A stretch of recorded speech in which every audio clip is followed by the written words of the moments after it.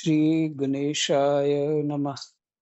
श्री सीतारामाभ्यां नमः। श्री हनुमते नमः।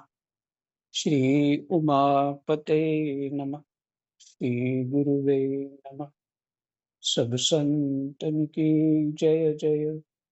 जय जय सीताराम। राधे श्याम।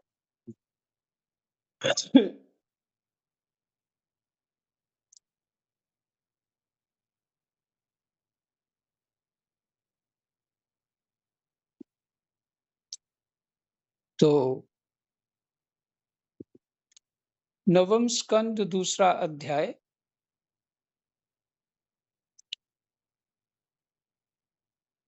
वृषद्र आदि मनु के 5 पुत्रों का वर्णन।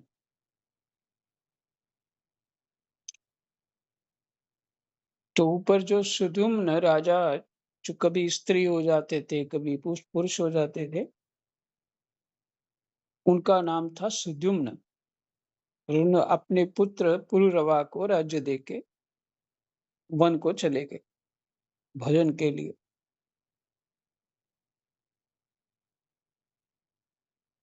दूसरा अध्याय पृषद्र आदि मनु के 5 पुत्रों का वंश। श्री सुखदेव जी कहते हैं, परीक्षित, इस प्रकार जब सुद्युम्न तपस्या करने के लिए वन में चले गए, तब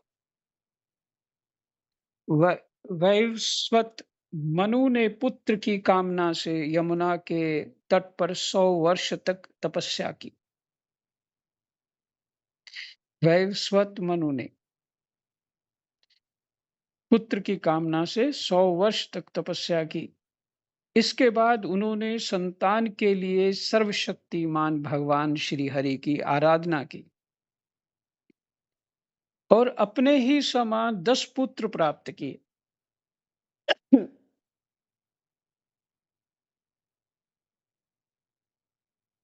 जिनमें सबसे बड़े इक्ष्वाकु थे। उन मनु पुत्रों में से एक का नाम था पृषद्र। गुरु वशिष्ठ जी ने उसे गायों की रक्षा में नियुक्त कर रखा था। इतना महत्वपूर्ण होता था उस समय कि राजा लोगों को गायों की सेवा सौंपी जाती थी और वो उनके गुरु ब्राह्मण यही सब आदेश देते थे।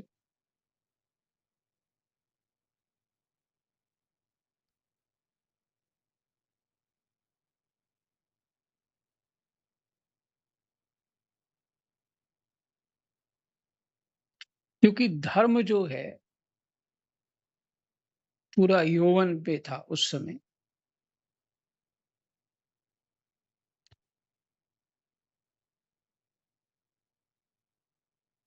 वह रात्रि के समय बड़ी सावधानी से वीरासन से बैठा रहता, देखिए, और गायों की रक्षा करता। एक दिन रात में वर्षा हो रही थी। उस समय गायों के झुंड में एक बाघ घुस आया। उससे डरकर सोई हुई गौएं उठ खड़ी हुई।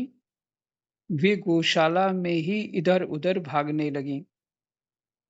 बलवान बाघ ने एक गाय को पकड़ लिया। वह अत्यंत भयभीत होकर चिल्लाने लगी। उसका वह क्रंदन सुनकर पृषद्र गाय के पास दौड़ आया। एक तो रात का समय और दूसरे घनघोर घटाओं से आच्छादित होने के कारण तारे भी नहीं दिखते थे। उसने हाथ में तलवार उठाकर अनजान में ही बड़े वेग से गाय का सिर काट दिया। वह समझ रहा था कि यही बाघ का सिर है। तलवार की नोक से बाघ का भी कान कट गया। वह अत्यंत भयभीत होकर रास्ते में खून गिराता हुआ वहां से निकल भागा। शत्रुदमन पृषद्र यह समझा कि बाघ मर गया, परंतु रात बीतने पर उसने देखा कि मैंने तो गाय को ही मार डाला। इससे उसे बड़ा दुख हुआ। यद्यपि पृषद्र ने जानबूझकर अपराध नहीं किया था, फिर भी कुल पुरोहित वशिष्ठ जी ने उसे शाप दिया कि तुम इस कर्म से क्षत्रिय नहीं रहोगे,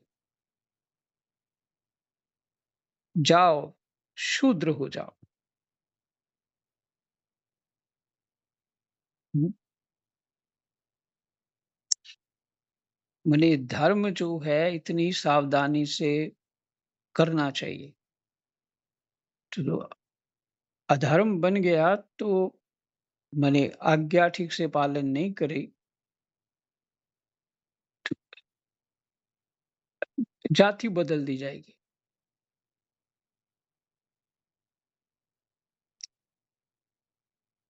त्रिशूद्र ने अपने गुरुदेव का ये शाप अंजलि बांधकर स्वीकार किया। ये है, जाहि विधि राखे राम ताहि विधि रहिए। अपराध तो उन्होंने जानबूझ के नहीं किया था, अर्थात अपराध तो किया ही नहीं था।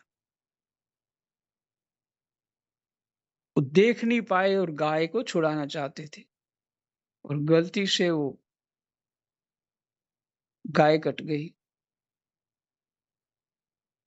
गुरुदेव का ये शाप अंजलि बांधकर स्वीकार किया। ठीक है महाराज, ऐसा ही करूंगा। और इसके बाद सदा के लिए मुनियों को प्रिय लगने वाले नैष्ठिक ब्रह्मचर्य व्रत को धारण किया। हम्म, इनका नाम क्या है? त्रिशद्र ने, त्रिशद्र ने। वह समस्त प्राणियों का अहेतुक हितैषी एवं सबके प्रति समान भाव से युक्त होकर भक्ति के द्वारा परम विशुद्ध सर्वात्मा भगवान वासुदेव का अनन्य प्रेमी हो गया। अद्भुत बात है ये तो।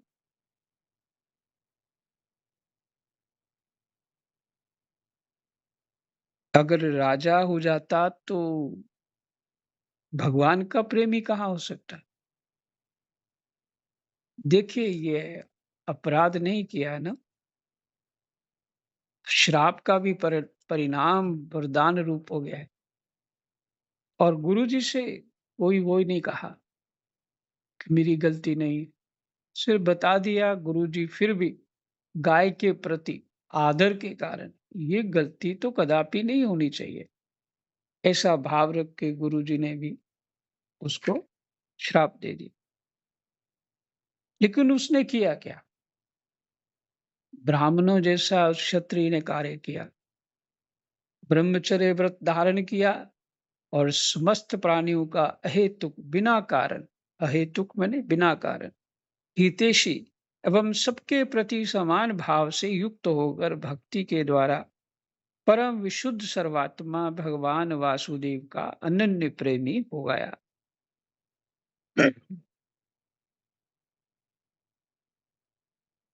उसकी सारी आसक्तियां मिट गई,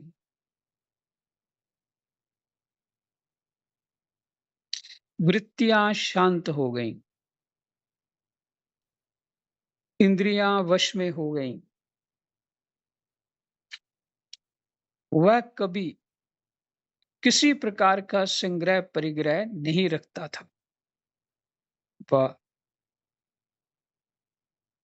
ये सब ब्राह्मण के लक्षण है। जो कुछ दैववश प्राप्त हो जाता उसी से अपना जीवन निर्वाह कर लेता। वह आत्मज्ञान से संतुष्ट एवं अपने चित्त को परमात्मा में स्थित करके प्रायः समाधिस्थ रहता। कभी कभी जड़ अंधे और बहरे के समान पृथ्वी पर विचरण करता। इस प्रकार का जीवन व्यतीत करता हुआ वह एक दिन वन में गया। वहां उसने देखा कि दावानल धधक धधक रहा है। मननशील पृषद्र अपनी इंद्रियों को उसी अग्नि में भस्म करके पर ब्रह्म परमात्मा को प्राप्त हो गया।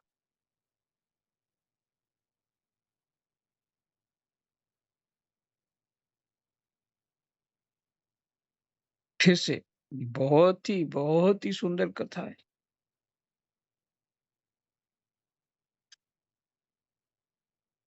इस प्रकार का जीवन व्यतीत करता हुआ वह एक दिन वन में गया। वहां उसने देखा कि दावानल धधक रहा है। मननशील परिषद्र अपनी इंद्रियों को उसी अग्नि में भस्म करके पर ब्रह्म परमात्मा को प्राप्त हो गया। है ना? शरीर को तो पहले ही अपना नहीं मान रहा था वो। जो अपना मानता है वो शरीर से सुख भोग करता है।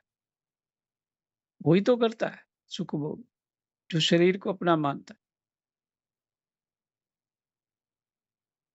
शरीर की तरफ ध्यान ही नहीं है। जो मिल जाए, जैसा हो जाए। देखो आरंभ ही उसका ऐसा था। वो वीरासन से बैठा हुआ गौशाला में सेवा के लिए,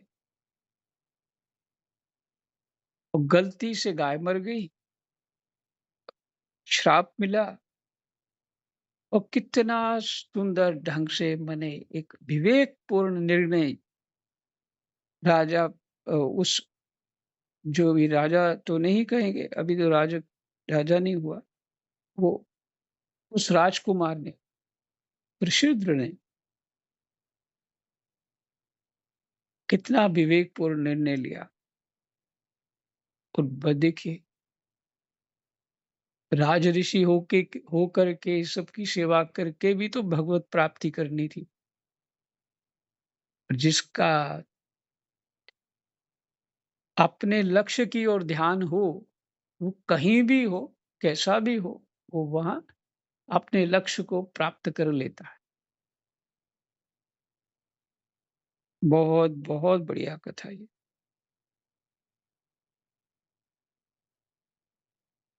मनु का सबसे छोटा पुत्र था कवि।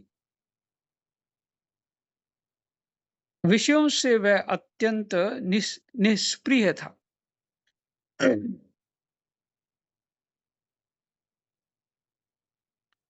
हमारे जो, देखिए, अगर बच्चों को ऐसी कथाएं बचपन में सुनाई जाएं, तो बच्चों का जीवन बड़ा उज्जवल, निरोग, सात्विक भाव से समाज और अपने लिए उनका जीवन अमृत रूप हो जाए। बच्चों को स्कूल जाना हो तो हर विषय उनको चाहिए। अब तो बहुत ही बुरा हाल है। मैंने, ये पढ़ाई पढ़ाई नहीं है जो पढ़ रहे हैं। बिल्कुल पढ़ाई नहीं, उसे पढ़ से कोई लाभ नहीं है। जीवन इतना पढ़ने पर भी कोई पता ही नहीं लगता कि हमने वो कहाँ काम आएगा हमें।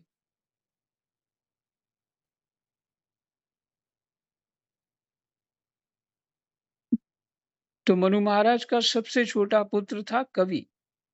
विषयों से वह अत्यंत निस्पृह था। वह राज्य छोड़कर अपने बंधुओं के साथ वन में चला गया और अपने हृदय में स्वयं प्रकाश परमात्मा को विराजमान कर किशोर अवस्था में ही परम पद को प्राप्त हो गया। बताइए। ये तो एक श्लोक में ही कल्याण हो गए।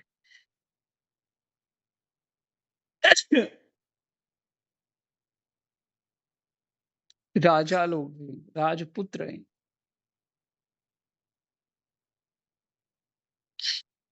हम्म,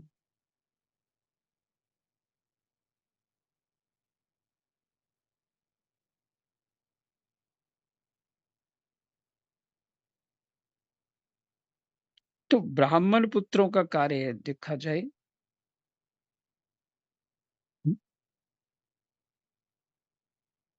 और मुझे एक बहुत अच्छा लगा कि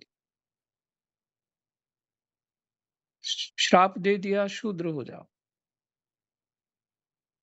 तो और भी समाधान कर दिया गुरु वशिष्ठ ने, कुछ नहीं करना है, सेवा ही करनी है हमको। शूद्र का तो धर्म ही है सेवा। और वैसे ही भगवान का भजन करने लगे। अहेतुक हितैषी, मैंने सेवा करना, जिस किसी की भी सेवा कर लेते, कोई फ़र्क नहीं पड़ता कि मैं राजा का पुत्र हूँ। देखिए, यही तो मिटाना है चित्त से कि मैं फलाँ हूँ, फलाने का बेटा, मेरा सम्मान है, हुँ, तो मुझे अकड़ के ही घूमना है, मेरे खानदान में ऐसा होना चाहिए, वैसा होना चाहिए, हमारा ये स्टैंडर्ड है। इसी में लगे रहते हैं, और परिणाम कुछ और निकल आता है। अपना कर्तव्य और धर्म पालन ठीक-ठीक करने से सम्मान जगत में कीर्ति, यश सब प्राप्त हो जाता है। पूरी सजावट करने से कुछ नहीं होता। नकली व्यवहार करने से कुछ नहीं होता। देखिए, दूसरे पुत्र भी इस तरह उनका कल्याण हो गया। मनुपुत्र करुष से कारुष नामक क्षत्रिय उत्पन्न हुए।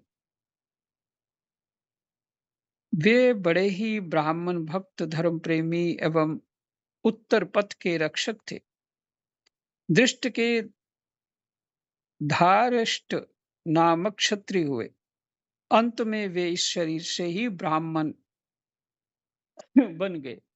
ऋक का पुत्र हुआ सुमति, उसका पुत्र भूत ज्योति, और भूत ज्योति का पुत्र वसु था। वसु का पुत्र प्रतीक और प्रतीक का पुत्र ओघवान।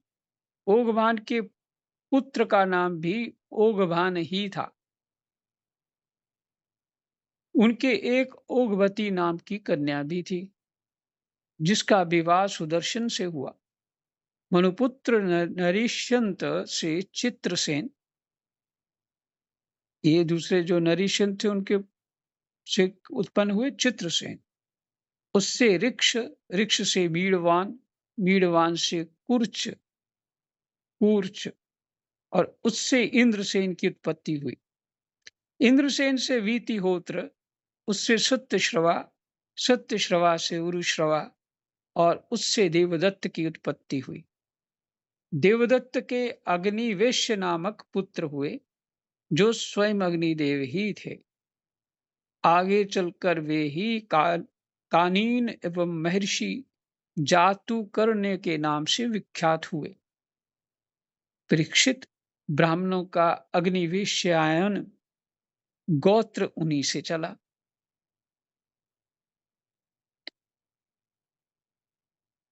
फिर से सुनिए, देवदत्त के अग्निवेश्य नामक पुत्र हुए, जो स्वयं अग्निदेव ही थे। आगे चलकर वे ही कानीन एवं महर्षि जातुकर्ण्य के नाम से विख्यात हुए। ये सब कानीन एवं जातुकर्ण्य के नाम से विख्यात हुए, माने अग्निवेश्य, इन्हीं का नाम। परीक्षित, ब्राह्मणों का अग्निवेश्यायन गोत्र उसी से चला है। इस प्रकार नरिष्यंत के वंश का मैंने वर्णन किया। अब दिष्ट का वंश सुनो। क्षत्रिय मनु, मनु महाराज तो क्षत्रिय हुए ना। उच्च क्षत्रिय, तो उन्होंने भजन इतना किया कि ब्राह्मण हो गए थे। काम तो सारे ब्राह्मणों के, इनके पुत्रों के हैं। तो वो ब्राह्मण हो गए, जो ये गोत्र चला। फिर बाद में अग्निवेश्यायन ब्राह्मण गोत्र जो है उन्हीं से चला,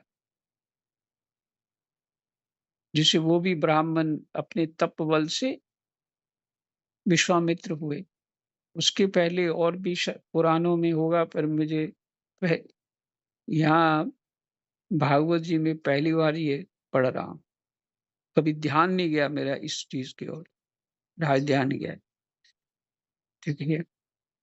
तो यहीं विश्राम करते, आज पाठ थोड़ा ही होगा। व्यस्तता है। जय जय सीताराम, राधे श्याम, कृष्णाय वासुदेवाय, हरे परमात्मने प्रणत क्लेशनाशाय गोविंदाय नमो नमः। देखिए, जिन महापुरुषों का आपने चरित्र सुना, चित्त कितना प्रसन्न हो जाता है। इनके चरित्र जो हैं, जीवन जो है, दूसरों का पाप नाशन कर रहे हैं। मेरे चित्त में तो बहुत प्रसन्नता हो गई। अगर चित्त में क्लेश है, तो पाप है। पाप घुसा हुआ चित्त में। इसीलिए महापुरुषों का चरित्र सुनते रहना चाहिए। अद्भुत ग्रंथ है भागवत जी, अद्भुत ग्रंथ है। पाठ करते रहना चाहिए। चित्त प्रसन्न करना है तो पाठ करते रहना चाहिए। और जो चित्त में रहेगा वही रूप हो जाओगे। अद्भुत बात है ये। तो प्रत्यक्ष को प्रमाण क्या है? चित्त प्रसन्न हो जाना अर्थात पाप का नाश हो जाना। भले इस जीवन में हम कर नहीं पाए, कुछ कर नहीं पाए, तो कोई समस्या नहीं। ऐसा चित्त ही हो जाए हमारा, तो भी बहुत कुछ हो गया। ऐसा चित्त हो जाएगा, इस जन्म कल्याण हो जाएगा, नहीं होगा तो उस ऐसा चित्त होने के कारण अगले जन्म में ऐसा हमारा चरित्र हो जाएगा। दोनों हाथ में लड्डू है। जय जय सीताराम, राधे श्याम।